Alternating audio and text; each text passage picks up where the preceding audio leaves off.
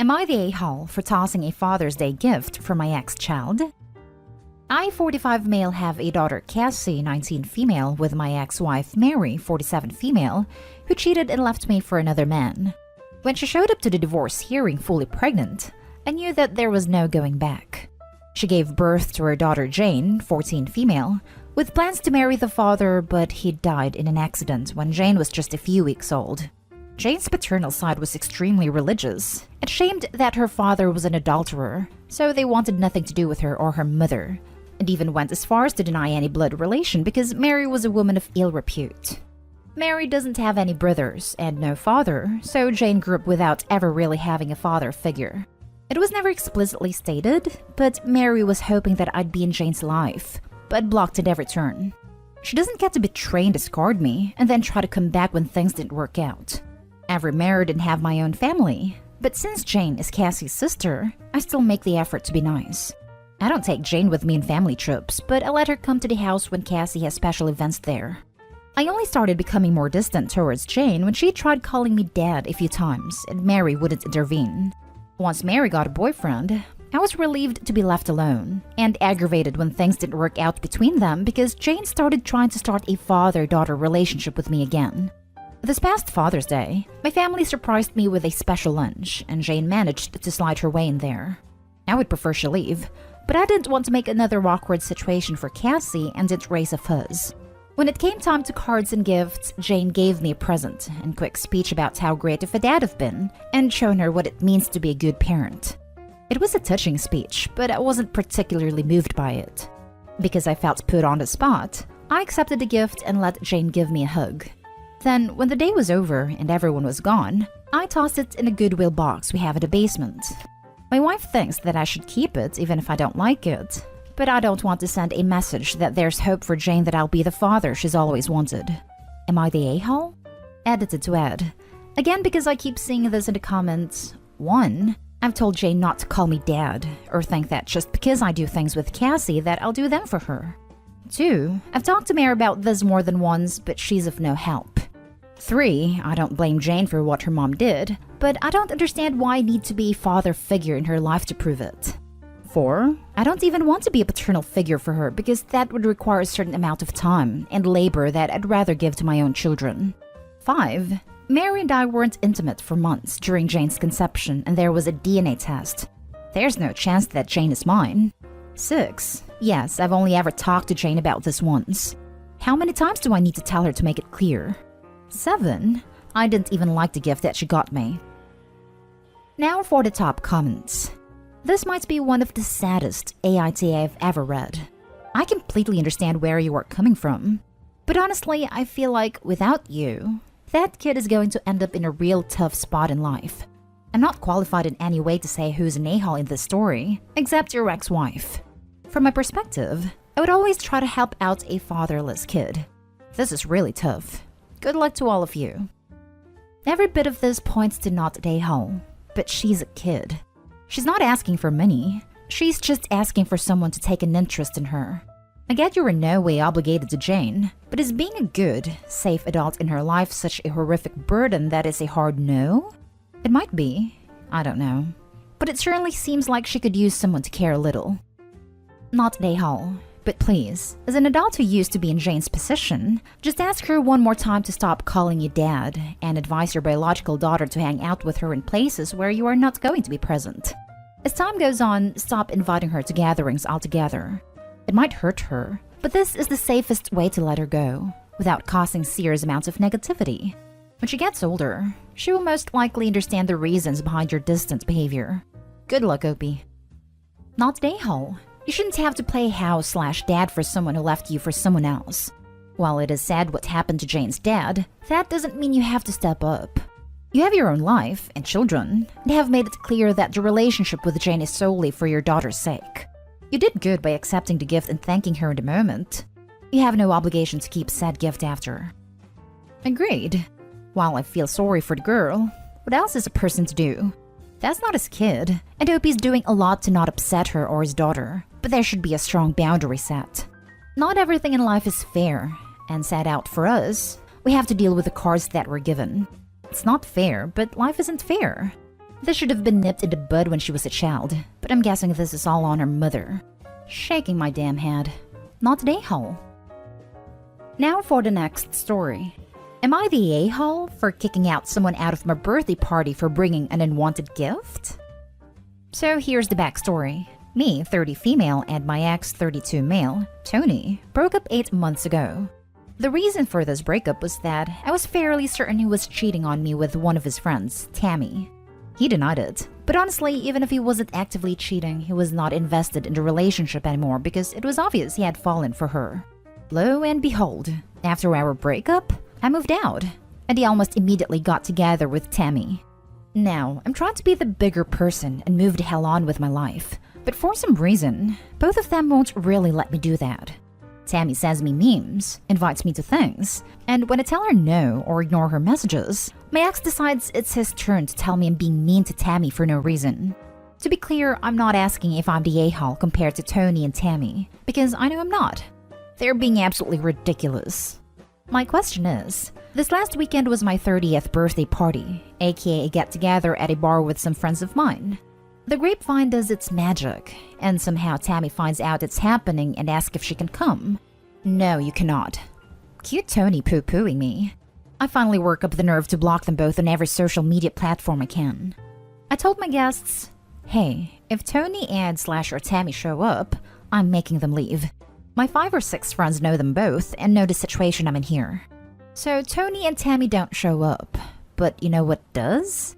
A personalized gift from Tammy that a different friend decided to bring on her behalf. Nobody else brought a gift. We were meeting at a bar. This friend, let's say is Roger, brought the gift in a bag and told me to extend the olive branch. To which I said, no effing way. Threw the gift in a trash can and told him that he can go home. I was so angry that it took a couple of minutes for me to calm down, but he ended up leaving in a big huff. The rest of the night was as good as can be expected. But I'm still very upset with Roger for doing this when I think it's abundantly clear that I don't want any contact with my ex and his girlfriend. Am I actually an a-hole for not only rejecting the gift and kicking him out? Am I losing my damn mind to this problem? Not an a-hole. They need to leave you the hell alone. Who the hell does she think she is? And who the hell does Roger think he is?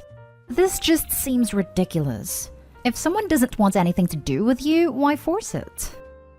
Yeah, this is insane. What Roger did was extremely foolish, and Tammy and Tony in general seem horrible. I don't think anyone would go to such lengths unless it's to intentionally piss OP off. Not a a-hole. Maybe you were a little bit harsh with Roger, but the whole situation with the ex and new girlfriend is really weird. I would think your other friends would know better than to get involved like that.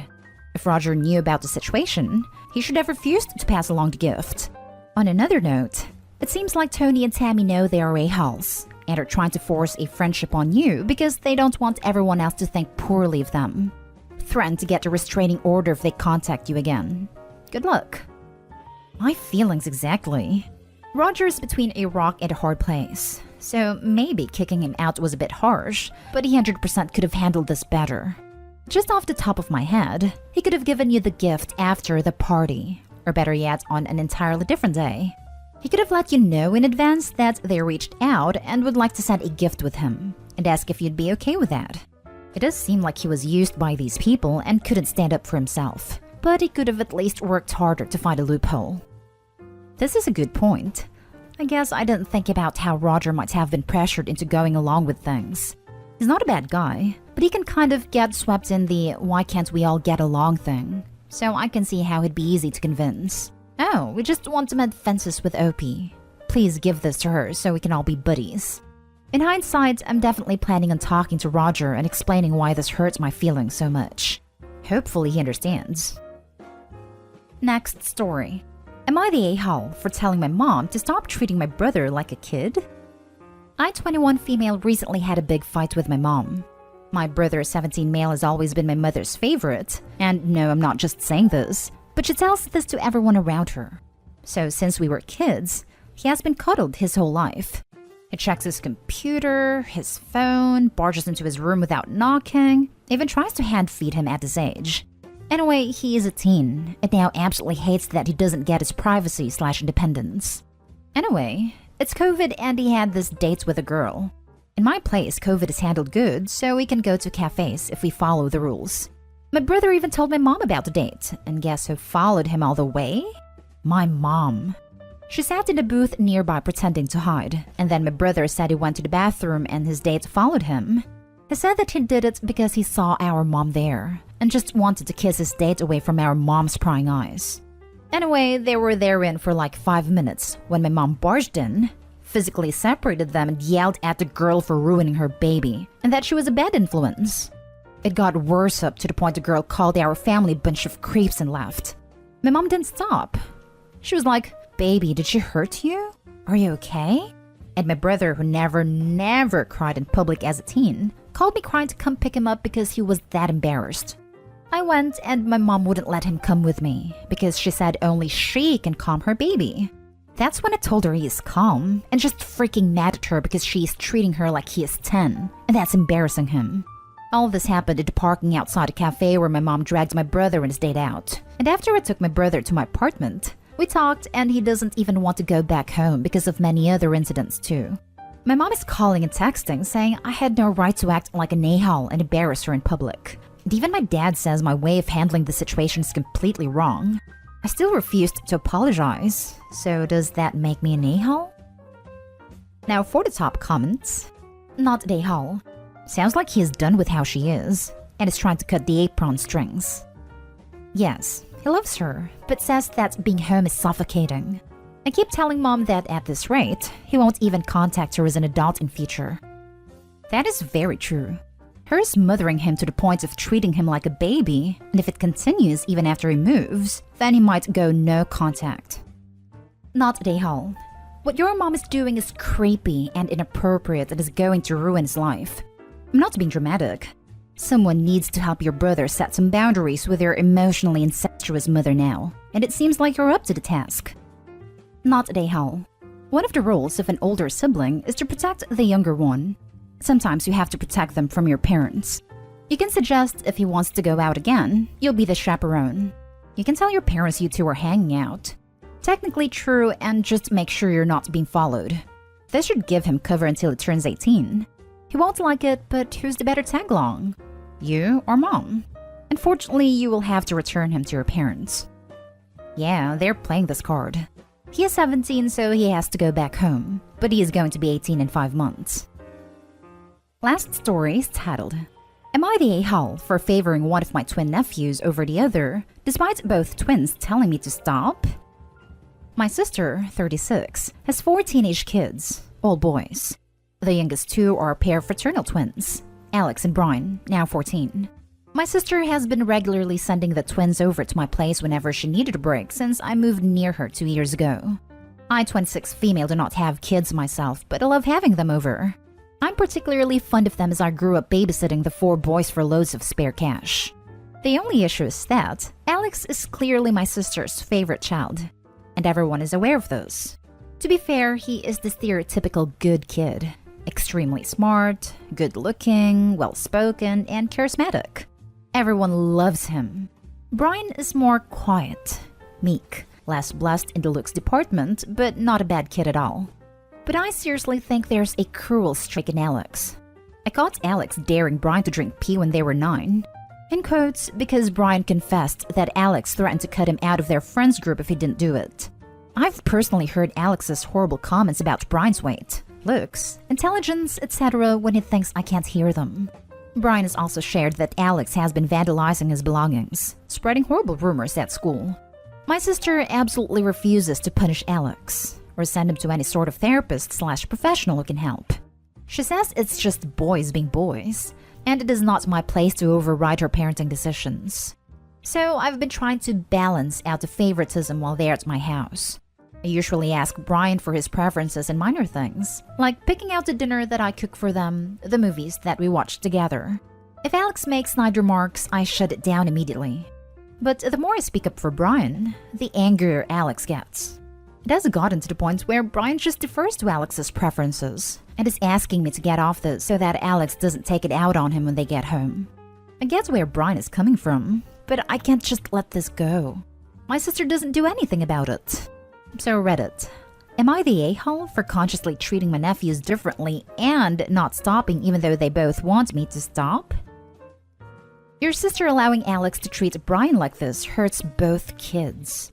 It seems like none of Alex's actions ever have consequences. That doesn't bode well for adults. Your sister won't be able to boys will be boys away if/when he gets arrested.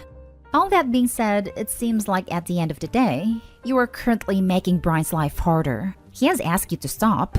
You should stop. Try to find other ways to help him. Definitely don't give up. But what you're doing right now isn't helping. Your heart is in the right place, so not the a-hole if you respect Brian's wishes here. But you'd be the a-hole if you don't stop. As of right now, it's everyone sucks here except for Brian since you haven't stopped. Just because Opie's heart is in the right place doesn't mean they are handling the situation the right way. The way you need to address favoritism isn't with more favoritism, it's to stop it at its source. Opie needs to start documenting all of Alex's anger issues and tormenting, and present them to her sister as a wake-up call. And if she still won't do anything about it, talk to authorities or people at Alex's school that will. By trying to fight favoritism with favoritism, Opie is only giving Alex more ammunition to use against Brian when the two of them aren't at Opie's house. Everyone sucks here, except Brian. Everyone sucks here except Brian. Your sister should be managing her children better, but she has 4 teenage boys. As someone who raised only 2 boys, I can feel her pain from here. Still, she wouldn't allow one child to torment another. Alex is a bully. He may grow out of it, he may not.